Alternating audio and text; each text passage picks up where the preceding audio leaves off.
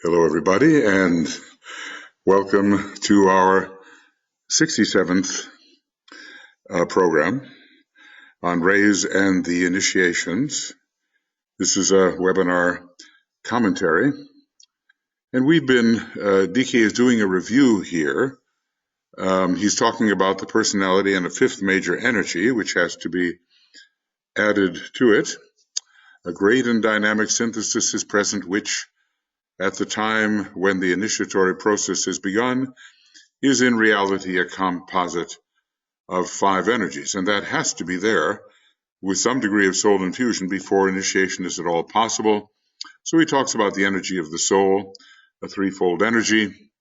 We've discussed the jewel and the lotus, the petals, and the, we don't call them so much the three permanent atoms as the atomic triangle, because one of them, the mental unit, is not really fully a permanent atom. It has only four spirillae, whereas the other permanent atoms in the physical body of the planetary logos have 7 spirillae. Then the energy of the personality, and it is a ray that has been evoked by the synthesis of the three. And then he lists mental vehicle, emotional vehicle, and he calls it also the physical body. He doesn't mention the etheric, but I think it should be, unless he's using the etheric in a special sense. He says this is all elementary information, but he's repeating it for the sake of clarity. That unit, which is made of integrated energies, is called the soul-infused personality. And even as an initiate of the threshold, we have some degree of soul infusion. Excuse me. So enough soul energy is present to guarantee the minimum of soul control, which will make the initiatory process effective. And he defines initiation as a process whereby successive integrations, with higher and higher vehicles and points of tension, attended by, naturally enough, consequent expansions of consciousness, become possible. So now he's going to talk about these integrations, successive integrations. Right, and so this takes us into number 67, and just want to have my little red bracket there. So the fusion of the energies of the soul-infused personality with the triple energies of the spiritual triad. This is a later and successive fusion. This requires the presence and use of the antikarana, and the fusion with the monad, of which the spiritual triad is an expression. What kind of expression? A personality expression. This is and a fusion with the world consciousness. Eventually, higher initiates have this, of the planetary logos to a degree which makes the planetary life, with all its states of consciousness and phenomena, a major confining and constricting form for the initiate. This is what the higher initiate feels at a certain point when I would say monadic consciousness has been reached.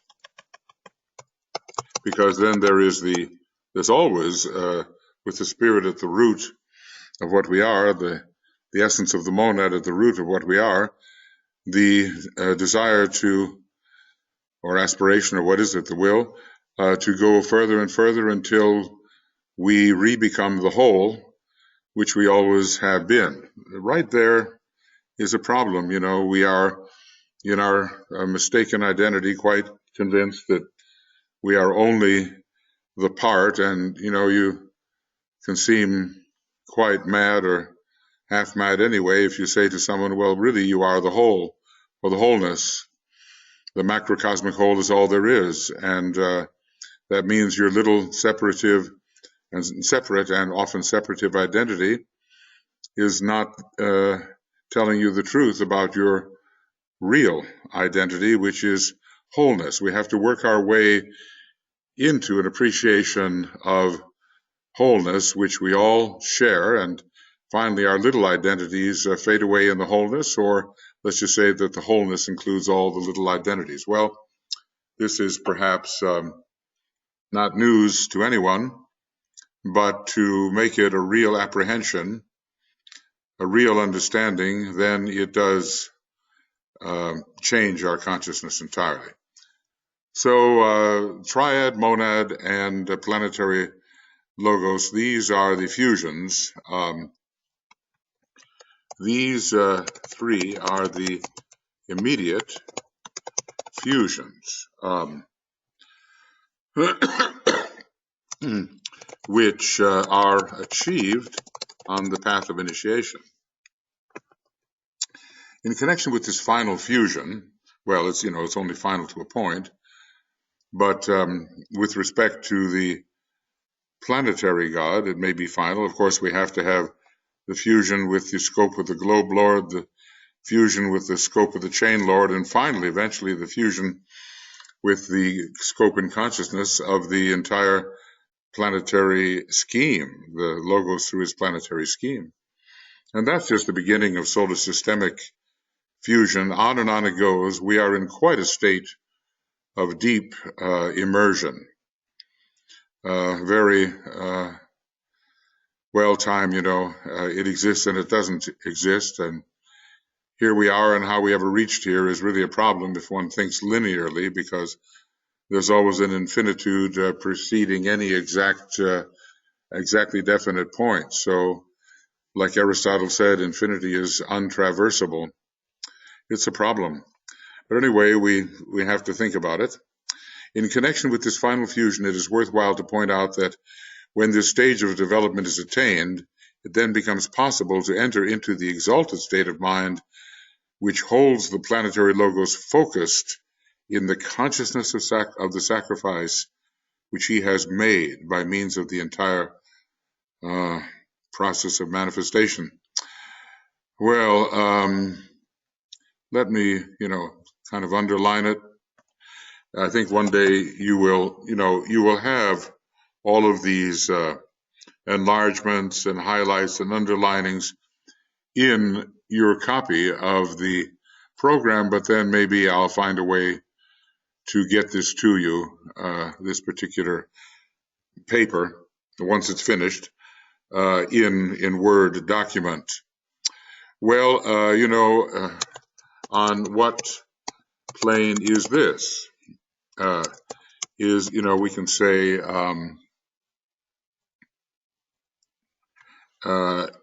is this still on the cosmic physical plane?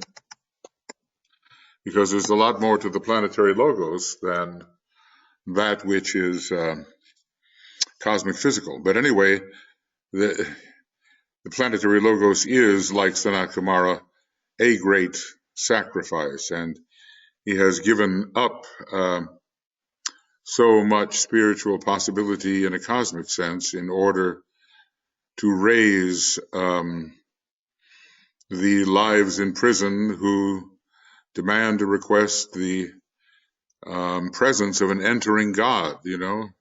Quite a story there where he really didn't want to go.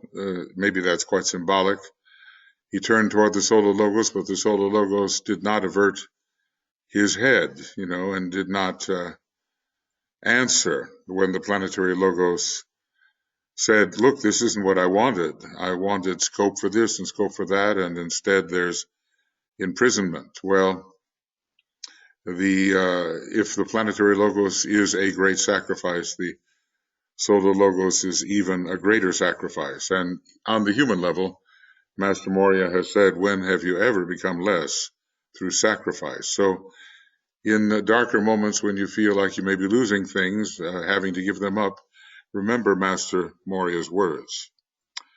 As the secret doctrine has pointed out, this sacrifice which he has made on behalf of the untold myriad of lives which compose his body of manifestation hold him in physical expression until the last weary pilgrim has found his way home. So beautiful, I made a song out of that once. It really refers to Sanat Kumara, but then Sanat Kumara is an expression of the planetary logos for sure. Okay, so what's going to happen there? Right, so this is the planetary logos as the one who stands at his post until the last weary pilgrim has found his way home. Well, this is a question, obviously this is not referring only to humanity. Maybe when it deals with Sanat Kumara, or in some of these other sacrificial emanations, it's not the whole planetary scheme that is being discussed, but when it is the planetary logos, it is the entire planetary scheme which is being discussed. So there is, we can say here, the planetary logos plays his part in what I call, and I wonder if I can call this ER. Okay, it could be a problem calling it ERTR. Let's call it that, then it won't get confused. ERTR, and not DRTR, but ERTR. Okay. Sometimes those capitals are pesky things. And I call this emanative retraction. And this is the process of amalgamating and fusing and synthesizing that which has gone forth in partiality. So that which has gone forth as an emanation and in partiality is refused with the whole eventually. Okay. Right. The extent and essential purpose of this divine sacrifice become increasingly clear to the initiate after the fifth initiation and constitute one of the prime factors which are considered by him when he faces the initiation of decision. So let's just say that, okay, let's say this, that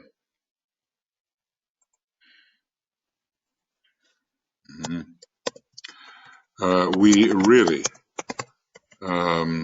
don't know.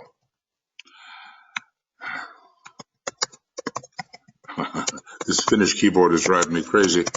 Don't know how much has been done for us as an EX monadic extension. Okay, MDX, monadic MDCEX. All right, how about that? So that's really what we are. We're in a monadic extension, MDCEX, and extension. We don't know how much has been done to retract us emanatively by those lives which have already been retracted, have turned around, have completed to an extent the return journey on their great pilgrimage. Okay. So onward. At no stage of his unfoldment does he comprehend the basic purpose and, speaking occultly, the dynamic extent of this sacrifice as it is implemented by the will of the planetary logos. Let's just say that, I'm always losing my red bracket there. Okay, planetary logos. This realization is beyond any initiate approaching the planetary logos. I mean, when you stop to think that a planetary logos is many Mahamanvantaras beyond the master, the initiate of the fifth degree is what the planetary logos was, we are told, many Mahamanvantaras ago. Now, a Mahamanvantara may be considered the duration of a solar system in some hundreds of trillions of years, and there are also maybe lesser Mahamanvantaras, but they are very, very long periods of time. So the basic purpose is not understood, but more and more of the purpose is understood. The extent and essential purpose becomes clear after the initiation of mastership, and when one becomes a Chohan and has to make that decision. Let's just say that we'll do it this way. Some may be inclined, realizing the sacrifice of the planetary logos, to choose the path of earth service. And there, all those paths should be POES, and that'll be the path of earth service. All the paths should be abbreviated. But the story goes that, let's put it like this way, but only a certain number are required. And this is up to the planetary logos. But now all initiates of the sixth degree are being retained. Such is the emergency, temporarily on the path of earth service. Okay. So really, the basic purpose is not understood, is probably more in the consciousness of the solar logos. The dynamic extent, what can we call this? The willed extent. Every time we see the word dynamic, it implies the first aspect. Okay, so is this the willed extent of the basic purpose? Anyway, it's beyond us, and many Mahamanvantaras, whatever that figure definitely means, many Mahamanvantaras beyond even initiates of the sixth and even higher degrees. We are really tiny, tiny units when you compare this to the development of a planetary logos. It takes so long. I mean, our time sense, the scope of our understanding of time is so minimal. You know, we begin with that idea that, what was it, Bishop Ussher said that the universe had been created, or creation occurred at 4004 BC at 9 o'clock in the morning. So we've been limited, you know, to the idea that creation is 6,000 years old, and many people buy that, but they, of course, haven't thought it through. Anyway, we don't know the sacrifice.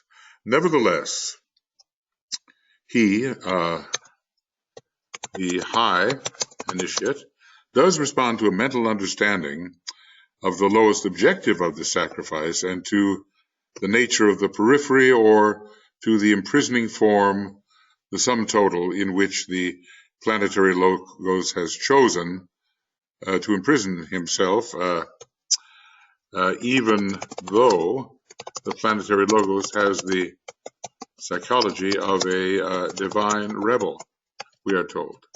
And hence our rebellion, as we are monadic units at this time within the Planetary Logos. For the first time in his life experience, he arrives at a comprehension of the principle of limitation. Well, you would think that some of this might have dawned on him, but is a very imposing lesson. I mean, we experience limitation all the time, limitation all the time under Saturn, and there's one we've got to have. Good old Saturn. Oh, well, he's there. So what's the problem? Under Saturn, as a human being, but to see what the Planetary Logos is going through is to really understand circumscription.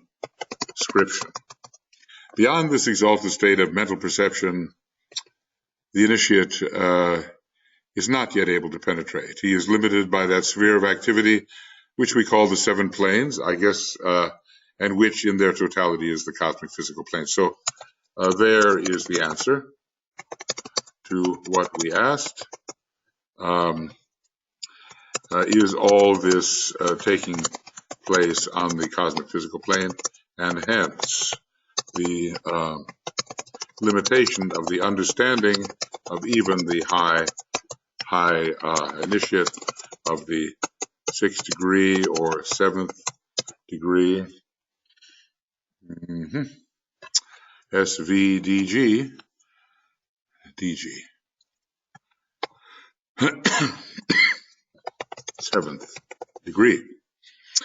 It's amazing what Master DK has offered us, as he has said, more than you can ever assimilate, but, well, we can go down trying, right? Okay. Many lesser fusions take place within the phase of initiatory development, which intervenes between initiation and initiation. So there are interim stages, and the 6 formulas, are there 6 or are there 7? 6 formulas in Dyna 2 tell us something about the interim stages. Also, Master Decay has written about the lesser initiations other than the quote, great monastic initiations, of which even the first and second degree are considered to be a part. So anyway, a triple fusion between the 3 aspects of the mind, the lower mental vehicle, the soul or son of mind, and the higher abstract mind. So, excuse me. Right, the great monastic initiations, and when we studied the egoic lotus, we read of some of these, and between the first and second initiation, there are 4 initiations of the elements, fire, earth, air, and water. But anyway, lesser fusions are occurring, and in a way they are like lesser initiations.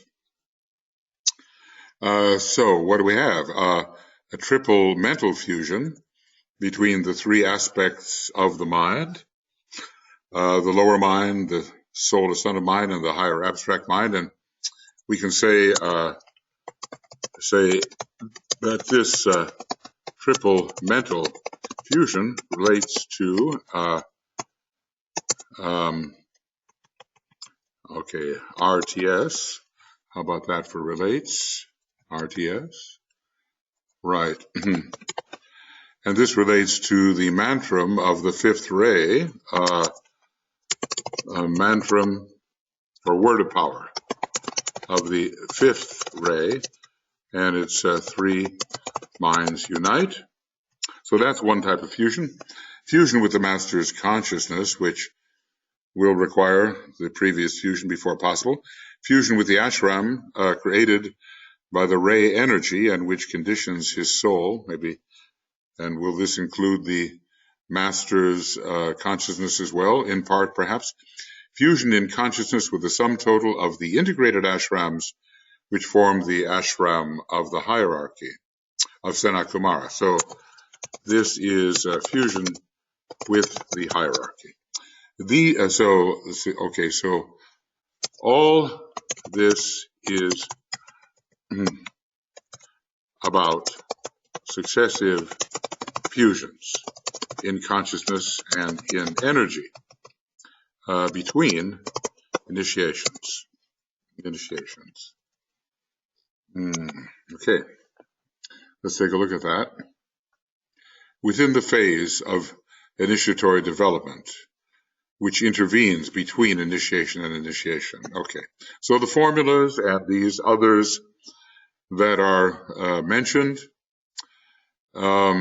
namely three minds unite, merging with the master's consciousness, merging with the entire ashram, merging with the hierarchy. I suppose it could go higher, eventually if you are initiate of high degree, some degree of merging with Shambhala is possible, but not for all.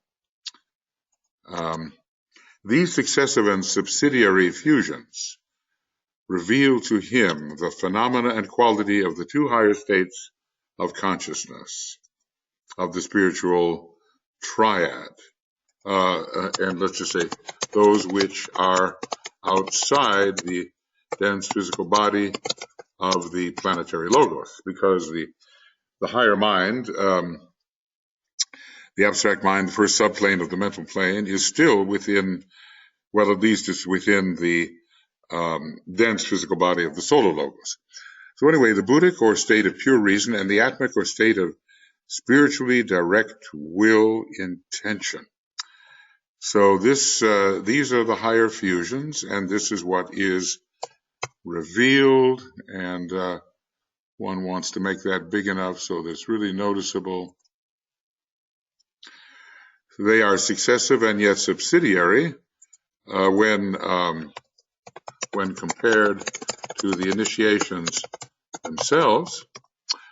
But anyway, the two higher states of consciousness we can see here are outside Buddhic and Atmic, the dense physical body of the solar logos, the lower 21 subplanes, and then we have to ask whether the dense physical body of the planetary logos does include the subplanes of higher mind, or whether it's only the 18 lower subplanes. That's kind of an ongoing question.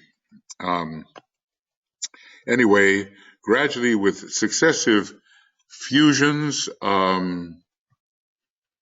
either, sort of in between various initiations and so forth, a great change in energy occurs and a great development in consciousness. The Buddhic or Atmic consciousness, these two are characteristic of the members of the hierarchy and not of us. We may get an occasional impulse from these levels, but our consciousness is not polarized on these levels.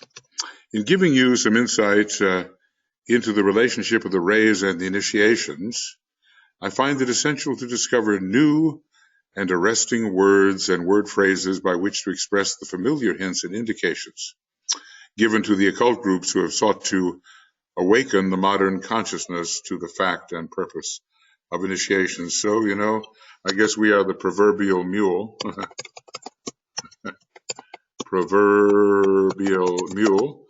And we have to be hit over the head with the new. It will arrest our attention. Otherwise, we might say, "Oh yeah, I've heard that one before." So, DK is going deeper in this book than ever he has gone in presenting material on the rays and the relationship to the initiations. What a wonderful exposition, and one can only imagine what lies ahead in terms of the third installment of the triple revelation. Initiation is a progressive sequence of directed energy impacts, characterized by points of crisis and of tension, and governed, in a sense, not hitherto realized by the law of cause and effect. Well, doesn't it sound like another one of those impressive, to be impressed definitions of initiation, and one which we should ponder, a progressive sequence. So, it is gradual, it is sequential, of directed energy impacts. We might say directed towards what? Directed towards certain chakras, characterized by points of crisis, which certainly will be caused with the coming in and anchoring of a new energy, and of tension as the old and the new are balanced and governed by the law of cause and effect. This he begins to explain.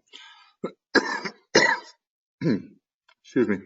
This law of cause and effect from the spiritual angle appears to the progressing initiate to reverse the process which has up till now governed his life. Well, what does DK mean by this? Okay, let's see if we can find out.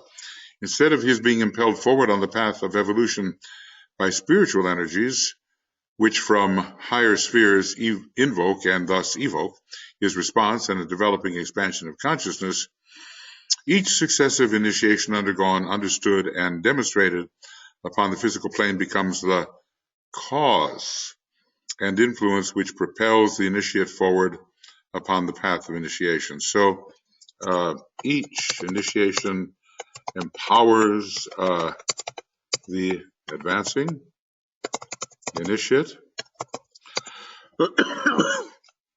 and is causally related to advancing towards the next possible initiation.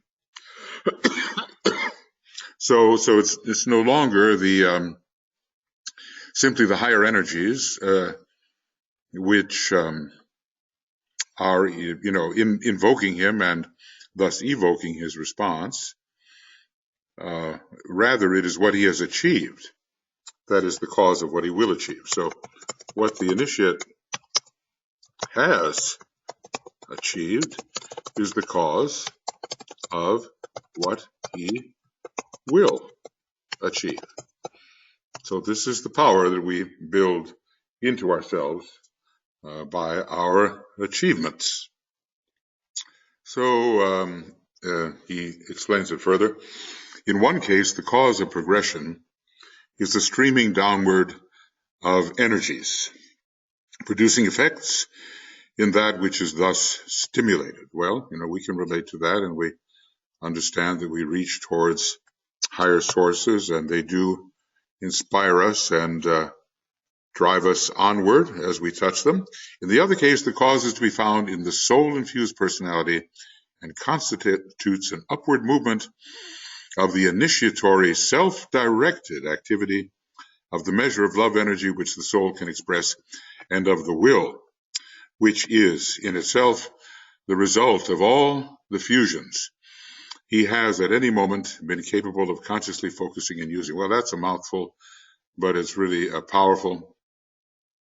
And that's the case which we are studying now, how our own initiatory achievement leads towards other initiatory achievements because of the power which has been gathered in the substanding initiatory achievements. Okay, so in the other case, the cause is to be found in the soul infused personality, and constitutes an upward movement. And this is what we have to provide of the initiatory self-directed activity, because, we must strive towards the initiation. If we're careless of the coming accolade, it will not occur. If we're over-concerned with it, it will not occur. of the measure of love energy which his soul can express, because initiation at this stage and in our system is an expression of love wisdom. We don't have a pure will system yet, and of the energy of will which is in itself the result of the fusions he has at any given moment been capable of consciously focusing. So basically what DK is saying here, that our achievement of many fusions increases the power of our will. These are points which it will be difficult for you to grasp, but which are of major importance. So, he's basically saying, POT, point of tension, no. Ponder on this is what he's saying. Ponder on this. So, our initiatory life at a certain point of development, let's see, point of development. Okay, I'm going to do that one too, if you don't mind. Point of DEV. Okay, PODEV. Point of development. The capitals throw me here. Point of development. Okay. So at a certain point of development,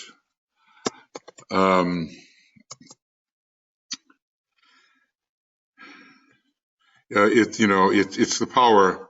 It is the resources we have gathered. It is the resources we have gathered which spur us along the initiatory path.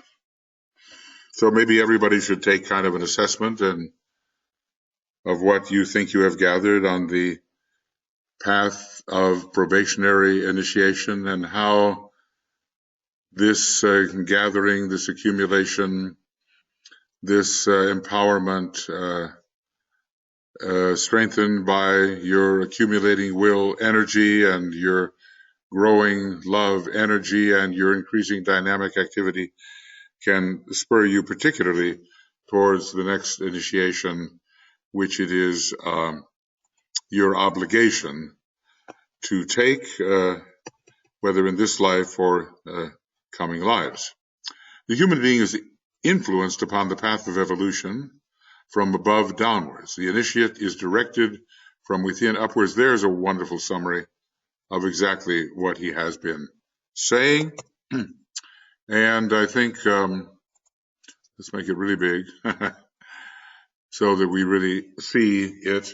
The human being, who, at a certain point, the human being is no longer a human being.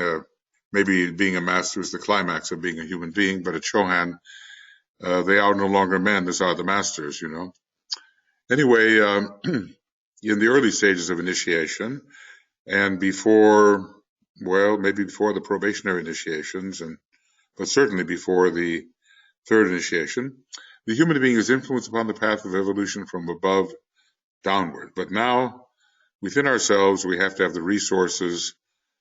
Whether we are a true initiate or probationary initiate, the initiate is directed from within upwards. It is this which formulates the underlying significance of the energy of free will.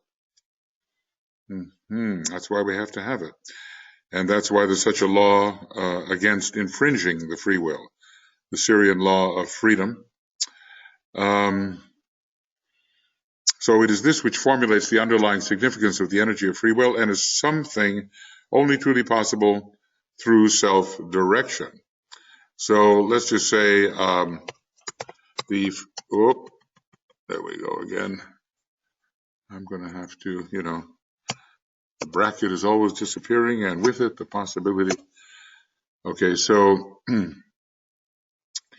let's put it like this, that the free-willed initiate must be self-directed as a as a soul-infused personality. Okay, soul-infused personality. Okay, SLIPR, like slipper. Okay, SLIPR, and yeah, SLIPR. Good old Solar Logos is intervening there with his capitals, and there's nothing I can do about that. So, soul-infused personality. And I suppose personality. And I suppose if we wrote down the word slippers, SLIPRS, we would have soul-infused personalities. Soul-infused personalities, which all of our groups, esoteric groups should be. So the free-willed initiate must be self-directed as a soul-infused personality. This can be seen struggling for expression today in that great world disciple, humanity. We're not yet that world initiate of the first degree, humanity, but we are the great world disciple. We're also, in a way, an aspirant to higher possibilities. So this really tells the story, and it's something that in all my long years of study I seem to have overlooked or forgotten. The human being is influenced upon the path of evolution from above downwards. And as we meditate and we receive contact and inspiration, we are evoked by the invocation of that which we contact.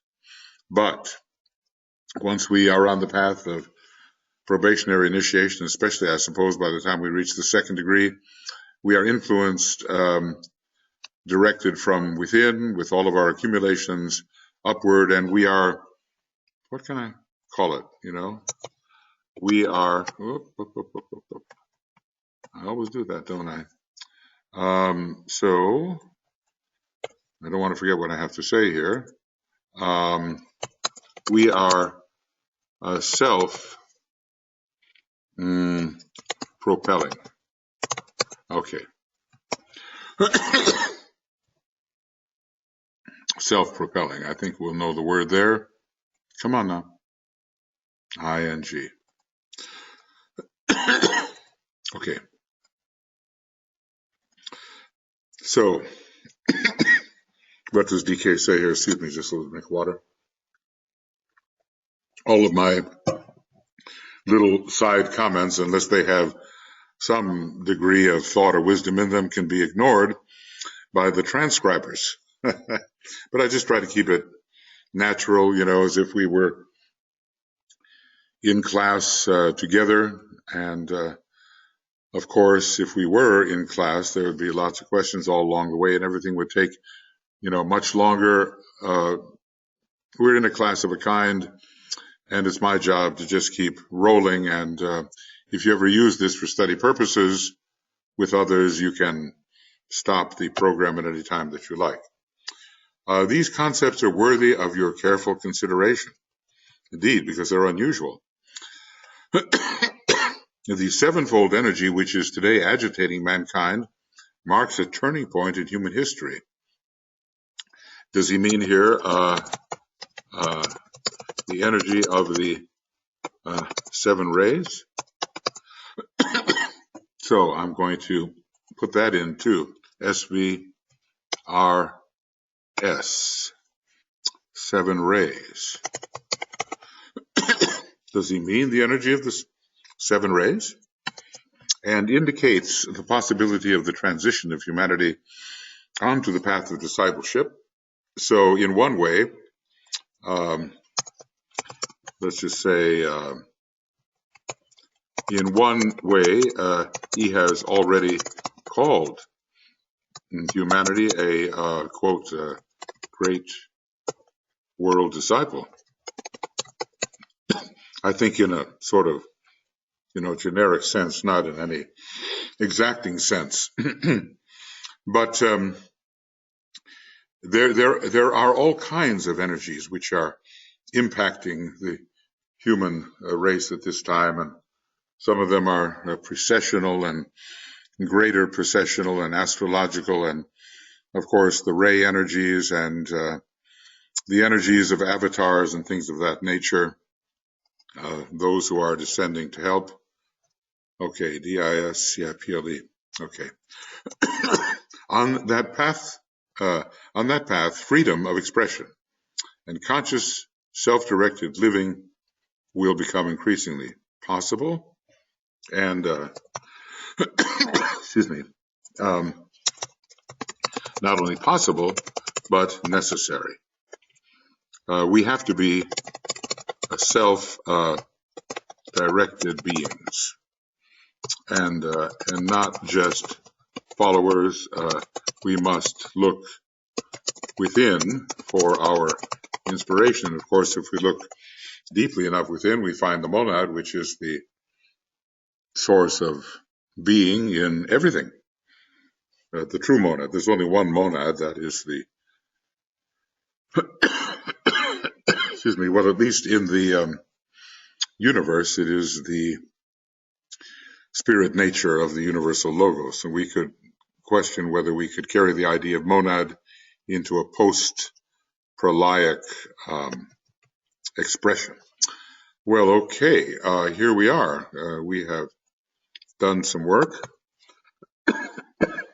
And now we are starting on a new section, and I think I will continue with it. Yes, it's a new section, the rays and the 5 initiations confronting humanity. Now, you know, that will take us to the 5th, and the 6th, 7th, 8th, and 9th, which are in a way shambolic in nature, will be referenced, but not widely and deeply discussed. Although I think you can gather enough information from what Master DK has said to learn more about these initiations than we can ever apply. But at least a huge incentive has been given to us in the discussion of the nature of mastership and those shambolic initiations which lie beyond. Always we as human beings will wither if there is no vision beyond the presently attained state. Some people think, well, this is it, you know, and they freeze it, and this is what you have to attain, but that's a sure sign of death, because the spirit demands everything. It doesn't just demand the achievement of a rather good state in terms of earthly possibilities. The earth is a tiny speck of dust, relatively speaking, and the universe is vast, and we are the universe, spiritually speaking. Though as emanations, obviously, we have our limitations. So the rays and the 5 initiations confronting humanity, at least to get the subject started, you know, let us now consider our theme of the rays and initiation. What we can say is DK always gives a worthy preamble. This signifies in reality a study of the rays as they actively condition the path of initiation. So, well, let's just say, what can we say? Certain rays give certain achievements and certain types of expansion of consciousness. Forget not that we are dealing here with the path of initiation and not primarily with the path of discipleship, though discipleship, of course, is endless when you consider relating to ever larger and deeper contexts. But anyway, the path of initiation is what is impending for humanity. Even though the two paths are very closely related, yes, okay. We are not dealing with the disciple's character and actions. What can we say? That all this is assumed to be in process, and we are in a state of constantly improving our character. And it doesn't just, you know, in a way, it doesn't just end with the path of probation. There's all kinds of improvements of character which can continue on. I mean, you know, all you have to do is look at how many who call themselves disciples, and I include myself, behave, and we see that it is possible constantly to improve the character, even though you may actually be on the path of discipleship in many respects. We are considering one thing only: the type of ray energy which makes any specific initiation possible, irrespective of the rays of the initiate. Now, this is so important. Sometimes the rays of the initiate will reinforce or be reinforced by the initiation one is going through, but sometimes it's just a question of, well, you have certain rays, but you're going through this initiation, and you have to use the rays. To use the rays which pertain to that particular initiation.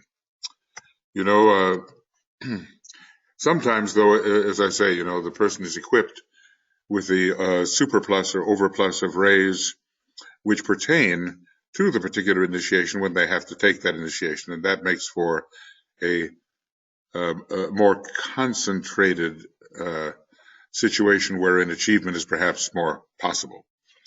Okay, so the type of ray energy which makes any specific initiation possible, we've reviewed it, you know, going from the bottom to the top: 7, 6, 5, 4, 1, 3, 2. Then the 4 rays of attribute and the 3 rays of aspect. You can sort out the numbers for yourself, but you know, it's all found on page 340. We are in fact considering initiation as a planetary process and not that process as it affects the individual initiate. So we are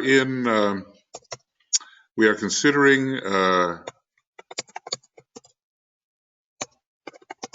the planet as a macrocosm, one of our first. Solar system is a greater macrocosm, the local cosmic logo is still greater, and so forth. That we shall consider under our point,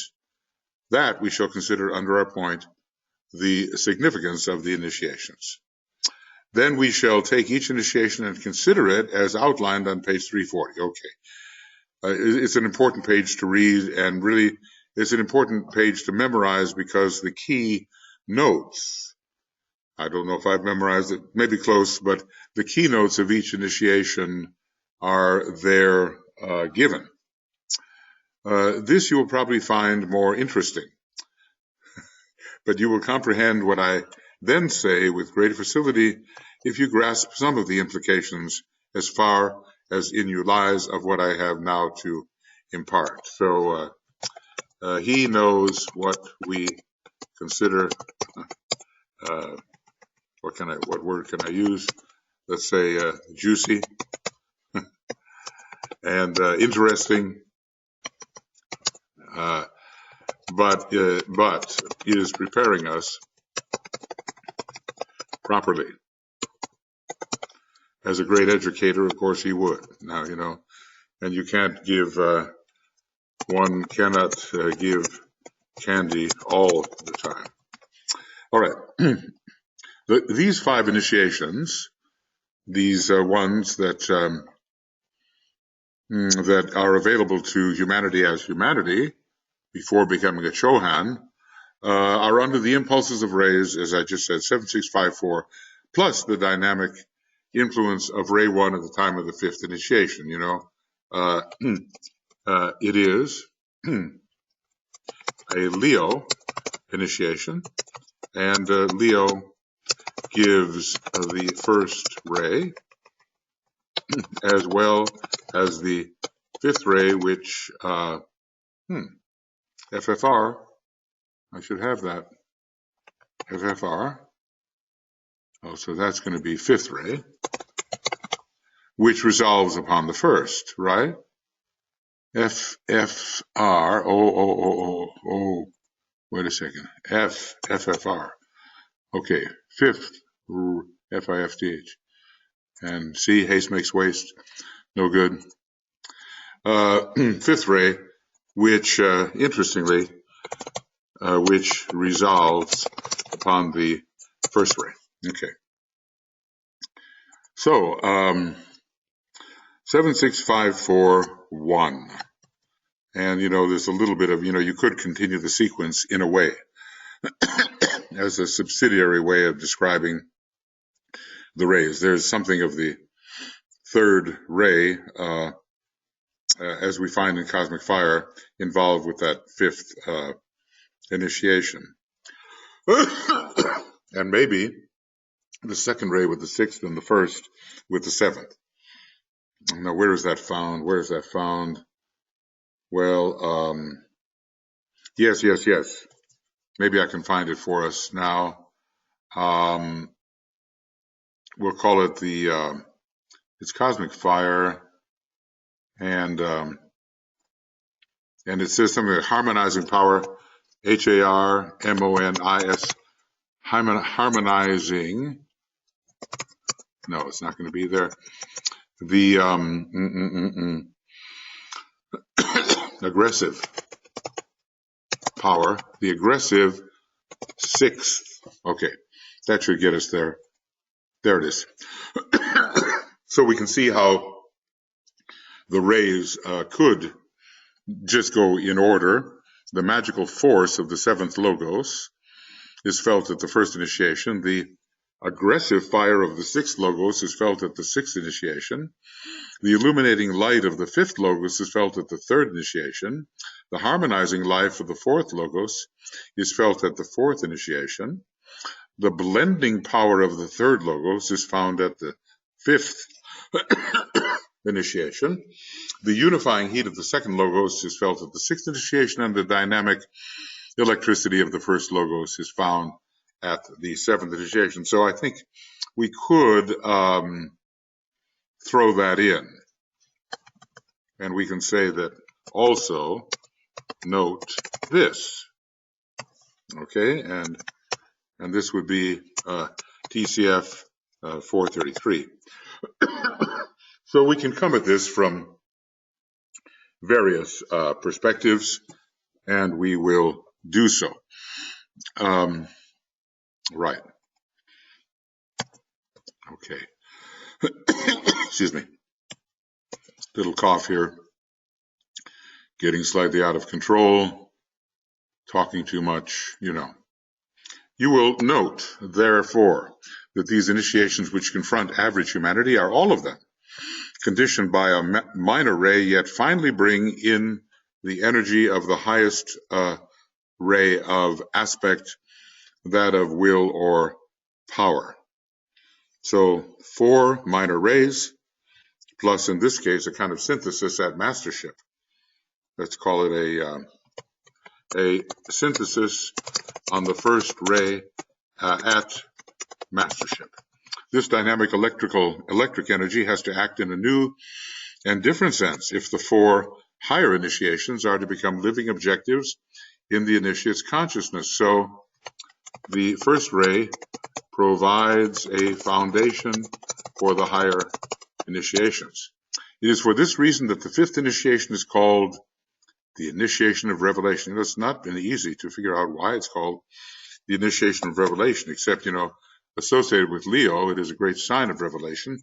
Some understanding of the first or will aspect is conceded at this initiation. It is presumed, and for the first time, the nature of divine purpose is revealed to the initiate. Whoa. Although later, we're told divine purpose is more fully revealed, though never completely available to the understanding of the initiate. The purpose of the planetary logos is beyond that. Hitherto, he has been preoccupied with the nature of the plan, which is, after all, in effect of the purpose. So the nature of purpose, okay, DPR comes in at the 5th initiation. Okay, friends, well, this is really amazingly interesting material, and I don't know what page we're on here by this time. We're on page 567, is that it? And we began somewhere Okay. I always go on that hunt, and I'm so sorry. I wonder if I could learn my lesson. Okay, that might be it. 563 to 567. 567. So what we have here basically is the end of our work for number 67. Okay. I'm hoping that's what we're working on here, and not perhaps number 68. All right. Here we go. Trying to keep all this straight. I could have more seventh ray, obviously. So this is the end of Raised Initiation number 67, and today is still the 15th of February, 17, and beginning of Raised Initiation webinar commentary number 68, probably not today, but beginning from page 567. All right.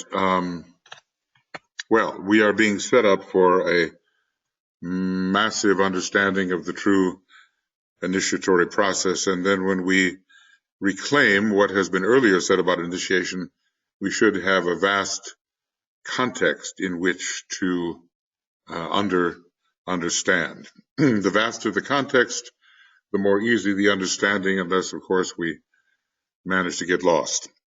But hopefully that is not the case. So we'll be coming back with Raised and Initiation webinar commentary number 68, beginning with page 567 at some point. I don't think late tonight, maybe, but probably, hopefully tomorrow. And we'll see you then. All the best, and thank you for thinking along with me and, of course, with Master DK as he has offered incredible teaching. Talk to you later. Bye-bye.